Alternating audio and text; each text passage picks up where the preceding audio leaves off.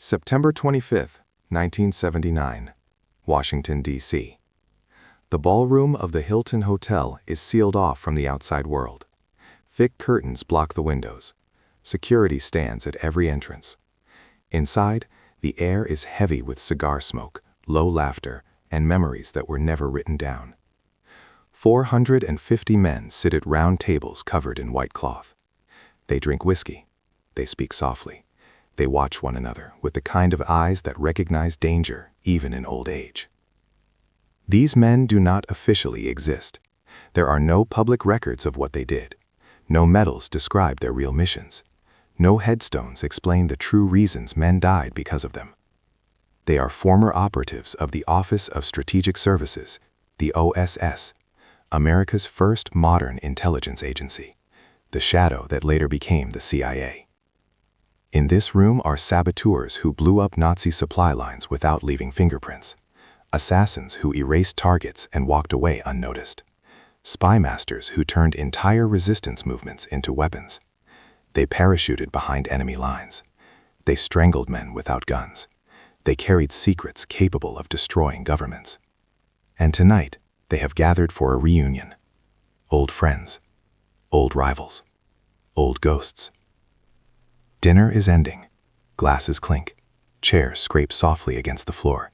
Conversations overlap in murmurs, filled with half-remembered war stories and names never spoken too loudly. Then one man stands. His name is Douglas Bazarta.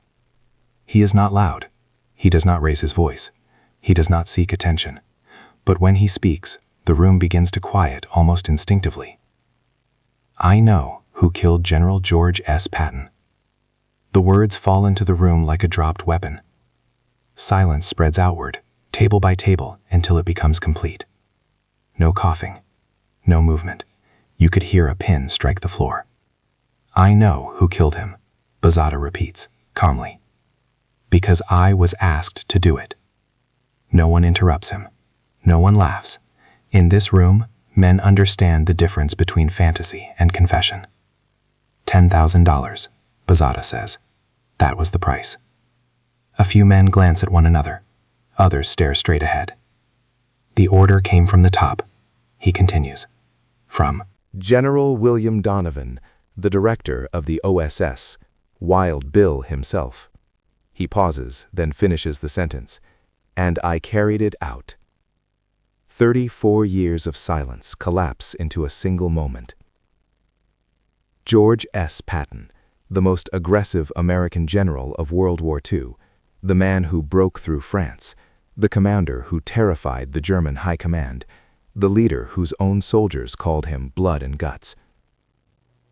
Officially, Patton died from injuries sustained in a car accident in December 1945. Unofficially, nothing about his death has ever sat right. Bazarta does not sound bitter.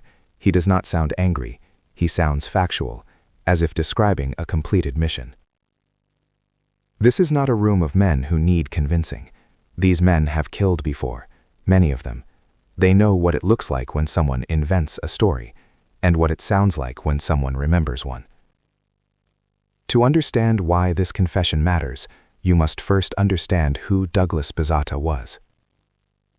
Bazarta was born on February 17, 1911 in Wrightsville, Pennsylvania. His father was a Presbyterian minister.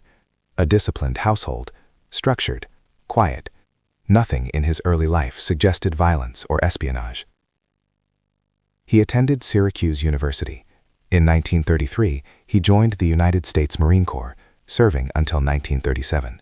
He was competent, reliable, forgettable, the kind of man institutions overlook until they need someone who won't ask questions.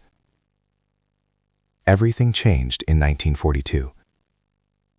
America entered the war, and the OSS was created almost overnight. It needed men who could disappear, men who could survive without rules, men who understood that victory sometimes required things that could never be admitted. Bazarta was recruited. He was sent into occupied Europe, operating behind enemy lines in civilian clothes.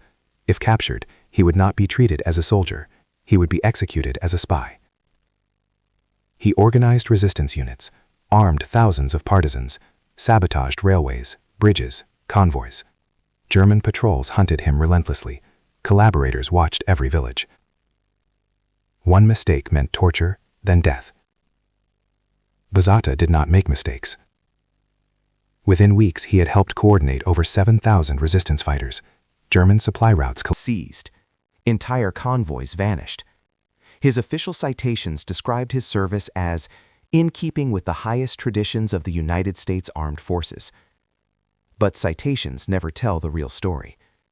This was a man who had killed up close, quietly, efficiently, for his country. When Douglas Bazarta said he had been asked to kill someone, the men in that ballroom knew he was capable of it. Now we rewind the clock. December 9th, 1945. The war in Europe had been over for 7 months. Germany was occupied. Parades had already faded into politics and paperwork. General George S. Patton was stationed in Germany, commanding the 15th Army. But he was no longer in command of troops. His beloved Third Army had been taken from him. He had been publicly reprimanded by Eisenhower. His outspoken criticism of denazification had made him politically radioactive. Patton was angry, frustrated, dangerous. He believed the wrong enemy had survived the war. The Soviets were advancing westward. Eastern Europe was falling under Stalin's control. Patton openly argued that the Allies should have continued the war, straight into the Soviet Union. "We defeated the wrong enemy," he said more than once. Those were not harmless words. They threatened careers, alliances, entire post-war strategies. On the morning of December 9th, Patton decided to go pheasant hunting near Mannheim. The trip was arranged at the last minute. He rode in the back seat of his 1938 Cadillac Model 75. His driver, Private First Class Horace Woodring, sat at the wheel. Major General Hobart Gay sat beside Patton. At 11:45 a.m. on a quiet road, a U.S. Army truck suddenly pulled across their path. The collision was minor. Woodring was unharmed. General Gay suffered only bruises. The truck driver walked away. Only Patton was injured. His head snapped forward. His neck broke. He was paralyzed from the neck down. The most aggressive battlefield commander in American history was instantly helpless. Officially, it was an accident. According to Douglas Bazarta, it was not. And that is where the story truly begins. To understand why George S. Patton might have become a liability rather than a hero, you have to forget the Tuses, the speeches, and the mythology. Strip away the legend, and what remains is a man who did not know how to be silent when silence was required. By late 1945, Patton was no longer useful to the political architecture being constructed in Washington. He was uncontrollable. During the war, that had been his greatest strength. After the war, it became his greatest threat. Patton had never been a diplomatic general. He insulted allies, humiliated rivals, and spoke with brutal honesty about what he thought war actually required. While other commanders learned how to navigate press conferences and political favors, Patton focused on speed, violence, and results. And results were the one thing no one could argue with. He broke through Normandy faster than anyone believed possible. He raced across France while German forces collapsed in panic. He relieved Bastogne when the situation looked hopeless. Even his enemies admitted they feared him more than any other Allied commander. But victory changed the rules.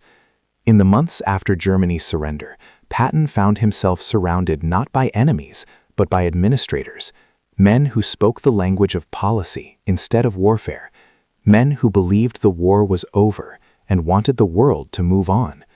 Patton refused. He openly criticized the Allies' denazification program, arguing that the Allies were removing competent administrators simply because they had been members of the Nazi Party, something almost unavoidable under Hitler's regime. He believed this would destabilize Germany and push it towards Soviet influence. Privately and publicly, he praised the professionalism of German officers. He warned that Stalin was the real enemy. He told journalists that the United States had made a catastrophic strategic mistake by allowing the Red Army to dominate Eastern Europe. These statements did not just embarrass the Truman administration, they threatened it. In Washington, the post-war order was fragile. Alliances were shifting. The Cold War was already forming beneath the surface. The last thing policymakers needed was the most famous American general alive calling for a new war, especially one against a recent ally. Patton's voice carried weight. More than that, it carried credibility. Unlike politicians, Patton had led men in battle. He had buried them. He had outmaneuvered enemies who underestimated him. When he spoke about the Soviet threat, people listened, including soldiers who still revered him. And Patton had no intention of staying quiet. On December 10, 1945, the day after the car accident, Patton was scheduled to fly back to the United States. He planned to retire from active command. He planned to write his memoirs. Those memoirs terrified people. Patton was not the type of man to soften truths. He intended to write openly about Allied mistakes, internal conflicts, political interference, and warnings that had gone unheeded. He had already named names in private conversations: Eisenhower, Marshall, Donovan. Men who were building post-war reputations could not afford Patton's version of history. If George S. Patton lived, he would become the most dangerous man in America, not because he commanded armies, but because he commanded the narrative. This is where Douglas Bazarta's claim becomes critical. According to Bazarta, the decision to remove Patton was not made by a single man acting alone. It was the result of converging interests, American, British, and Soviet, all of whom found Patton unpredictable and inconvenient. Bazarta claimed that he was contacted through OSS channels in late 1945. The mission, he said, was not originally to kill Patton, but to ensure he never returned home. The plan, according to Bazarta, was simple: create an incident that would permanently incapacitate Patton while leaving no obvious trail. A death would be acceptable, paralysis would be even better. The car accident, Bazarta claimed, was only the first stage. He said he had assets embedded within Patton's security detail. He knew the general's movements before they were officially logged. On the morning of December 9th, Patton's hunting trip was arranged unexpectedly, a change that only insiders could have anticipated. Bazarta claimed he followed the Cadillac that morning, keeping distance. When Patton stopped briefly near Roman ruins along the road, Bazarta said he sabotaged the rear window mechanism, ensuring it would not fully close. The truck that crossed Patton's path, according to Bazarta, was not random. It was positioned. But the collision alone was not enough. According to Bazarta, in the moment of impact, during the confusion, the noise, the shock, he fired a specially designed low-velocity projectile through the partially open window, a weapon engineered not to leave a bullet, but to shatter bone. The target was Patton's neck. The result was catastrophic and clean. No bullet wound, no exit hole, no obvious cause beyond trauma. Patton was rushed not to the nearest hospital in Mannheim, but to the 130th Station Hospital in Heidelberg. That decision alone has raised questions among historians for decades. Why move him farther? Why bypass closer facilities? For the first 12 days, doctors were cautiously optimistic. Despite the severity of the spinal injury, Patton showed signs of improvement. He could move his arms slightly, his breathing stabilized. He joked with staff. He spoke of returning home. To his wife Beatrice, he said he would be back in America by Christmas. Then something changed. On December 21, 1945, Patton suddenly died. The official cause was listed as a pulmonary embolism, a blood clot that traveled to his heart. No autopsy was performed. Beatrice Patton declined it, trusting the doctors and exhausted by grief. Without an autopsy, there would be no definitive answers, no toxicology reports, no independent review. The case was closed. Accident, complication, natural causes. But Bazarta claimed the story did not end there.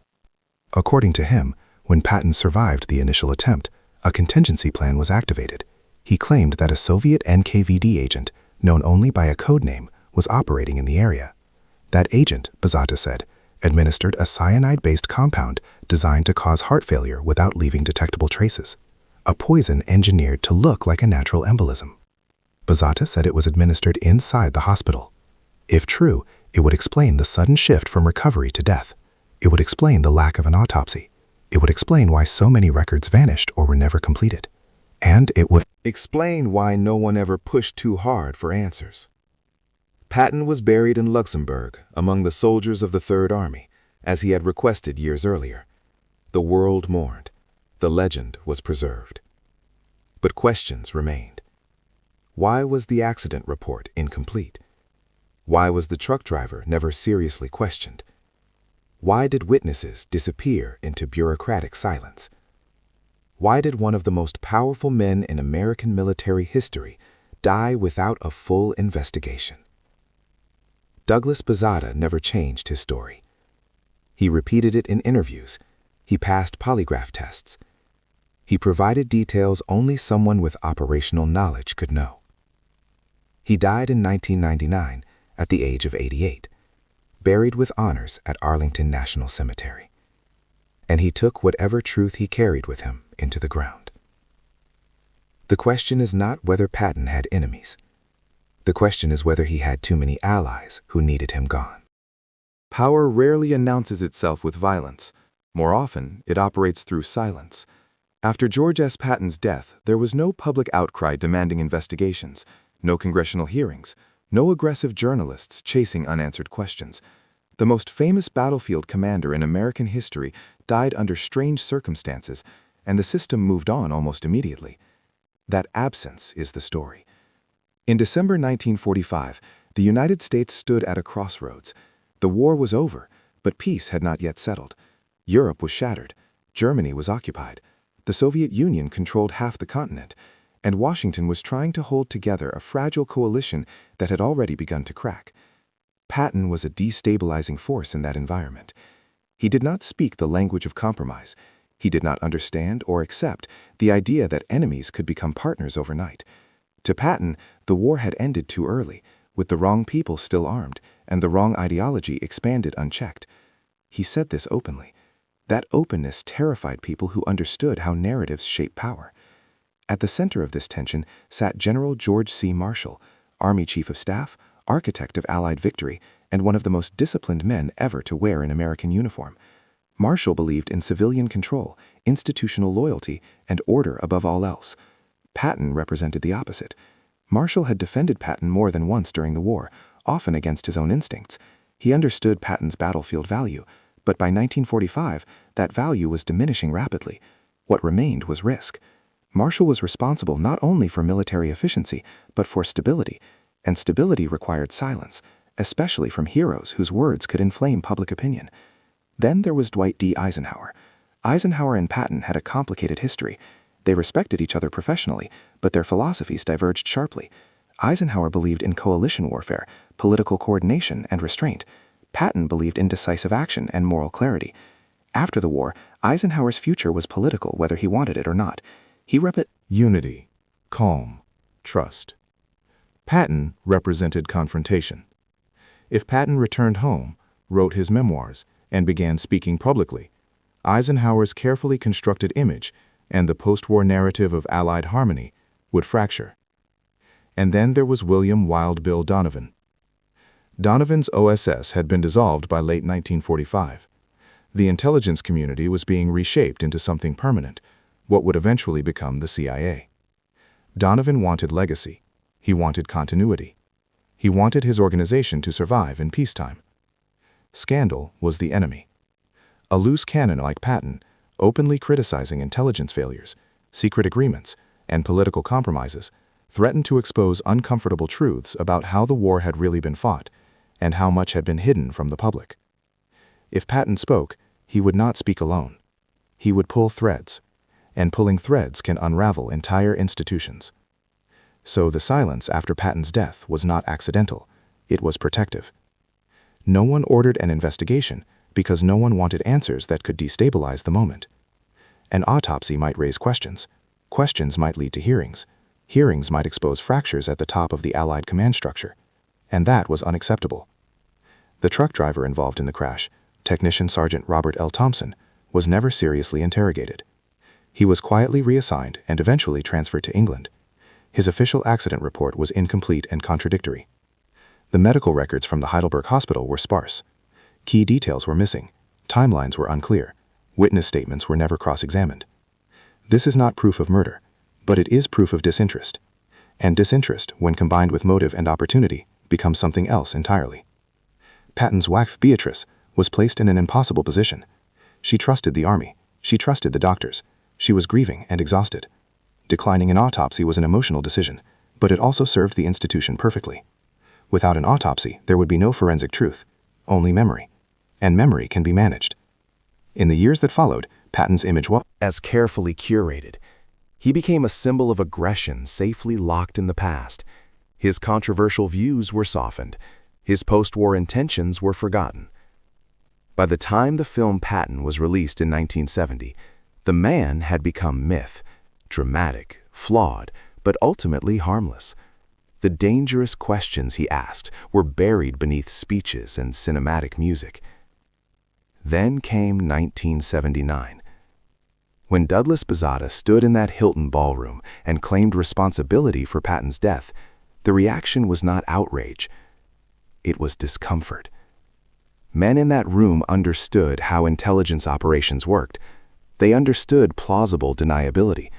They understood how history is shaped not just by events, but by what is allowed to be remembered. Bazarta did not name accomplices publicly. He did not produce documents. He did not demand recognition. He simply stated a fact and waited. No lawsuits followed. No official denials were issued. No government agency moved to discredit him aggressively. That silence echoed the silence of 1945. Bazarta passed multiple lie detector tests. His story remained consistent across decades. He described weapons, procedures, and decision chains that aligned disturbingly well with known OSS capabilities. Still, no investigation. Why? Because reopening Patton's death would reopen the entire post-war settlement. It would force uncomfortable questions about Allied unity, intelligence ethics, and the price of political stability. It would suggest that democracy, in moments of fear, may choose control over truth. And that is a dangerous realization. Historians remain divided. Some argue Bazarta was seeking attention. Others believe he was manipulated by Cold War paranoia. Still others quietly admit that his story cannot be easily dismissed. But even skeptics agree on one point. George S. Patton was a problem. He was a problem because he refused to evolve into what the system required after victory, a quiet symbol. He remained a warrior in a world that wanted administrators. And history is unkind to men who refuse to become manageable. Whether Patton was murdered or not may never be proven. Files remain classified. Witnesses are gone. Records are incomplete. But power leaves fingerprints even when it cleans the scene. The lack of inquiry, the lack of curiosity, the lack of outrage. Those are the marks of a system that got what it needed. Patton's death solved many problems at once. It preserved Allied unity. It protected political futures. It stabilized the transition to peace. And it sealed a narrative before it could fracture. The truth, if it exists in full, is likely buried in classified archives and unmarked graves of memory. But one thing is certain. If George S. Patton had lived, the post-war world would have been far louder and far more uncomfortable for those in power. Every investigation eventually reaches the same question. Not how it happened, not even whether it happened, but who benefited. Because history is not shaped by accidents, it is shaped by outcomes. When George S. Patton died on December 21, 1945, the official explanation was simple: complications from injuries sustained in a traffic accident. Tragic, unfortunate, unremarkable. But the consequences of his death were anything but unremarkable. Within weeks, a series of problems quietly disappeared. Patton was scheduled to return to the United States. Patton was preparing to retire. Patton intended to write memoirs, uncensored, unfiltered, and personal. That alone made him dangerous. Patton was not a man who softened language for political convenience. He named names. He criticized decisions openly. He had already clashed publicly with Eisenhower, Marshall, and the administration over denazification and post-war policy. If he had lived, he would have spoken. And if he spoke, people would have listened. Patton was not a marginal figure. He was arguably the most recognizable American general of the war. His voice would have carried weight not just with veterans, but with the public, a public already suspicious of political compromises with the Soviet Union. His criticism of Soviet intentions was not fringe. By late 1945, intelligence reports already confirmed Soviet consolidation across Eastern Europe, Poland, Hungary, Romania, all slipping behind the Iron Curtain. Patton saw it coming, and he said so. That put him directly at odds with U.S. foreign Policy. Washington's priority in 1945 was stability, not confrontation. The Truman administration needed time to demobilize troops, rebuild Europe, and consolidate institutions like NATO and the emerging intelligence community. A loud, popular general calling for immediate confrontation with the Soviets threatened that plan. Now consider the institutional beneficiaries. The U.S. military leadership. Patton's death removed the most outspoken internal critic of post-war military policy. George Marshall retained control of the narrative. Eisenhower emerged as the face of Allied unity. The Army transitioned smoothly into a peacetime structure without public dissent from its most famous warrior. No hearings, no internal fractures, no competing visions presented to the public. From a bureaucratic standpoint, Patton's absence simplified everything. The intelligence community. The OSS was in transition. Donovan was fighting to preserve his legacy and shape the future of American intelligence. A public scandal involving assassination allegations, covert operations, or wartime deception could have destroyed that effort. Patton had first-hand knowledge of intelligence failures and manipulations. He had already expressed contempt for political secrecy and bureaucratic maneuvering. His silence after death was convenient. The Soviet Union. From Moscow's perspective, Patton was uniquely dangerous. Stalin respected strength, and he feared unpredictability. Patton was both. Patton openly advocated military confrontation before the Soviets could consolidate power. Whether that was realistic or not is beside the point. The mere existence of such a figure in American politics posed a strategic threat. A living Patton meant uncertainty. A dead Patton meant one less variable. Was the Soviet Union involved? There is no direct proof. But intelligence cooperation between Allied and Soviet operatives in 1945 was real, messy, and morally ambiguous. Temporary alliances produce long shadows. American politics. Perhaps the most overlooked beneficiary was domestic politics. Patton had presidential potential, whether he wanted it or not. Republicans discussed him openly. Conservative media praised him relentlessly. Veterans admired him. He embodied strength, decisiveness, and victory, traits that resonate deeply in American elections. Even if Patton never ran, his presence alone altered the political landscape.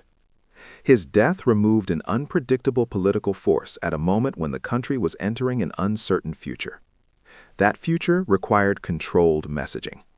Patton did not believe in controlled messaging. Now return to Douglas Bazarta. Critics ask, why would he wait until 1979? The answer is simple.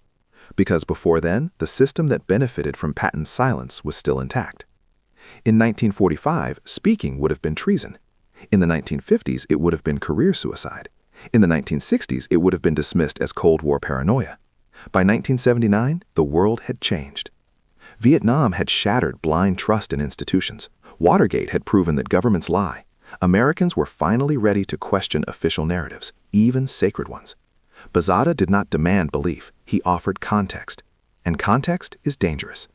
His story may never be proven in court, but it fits too neatly into the logic of power to be ignored. History often hides its sharpest decisions behind mundane explanations.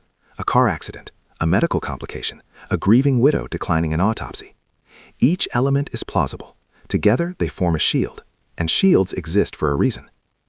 The question is not whether George S. Patton was too reckless, too outspoken, or too aggressive. The question is whether the system he served could tolerate someone it could no longer control. Because democracies, like empires, sometimes make quiet choices in the name of stability. Choices that are never written down, choices that leave no paper trail, choices that only make sense when you ask who walked away safer. After Patton's death, the Cold War unfolded on controlled terms. Military leadership remained unified. Intelligence institutions survived and expanded. Political power stabilized. And the loudest voice calling for confrontation was gone. Was it murder? We may never know. But history teaches us something uncomfortable. When the truth threatens too many powerful interests at once,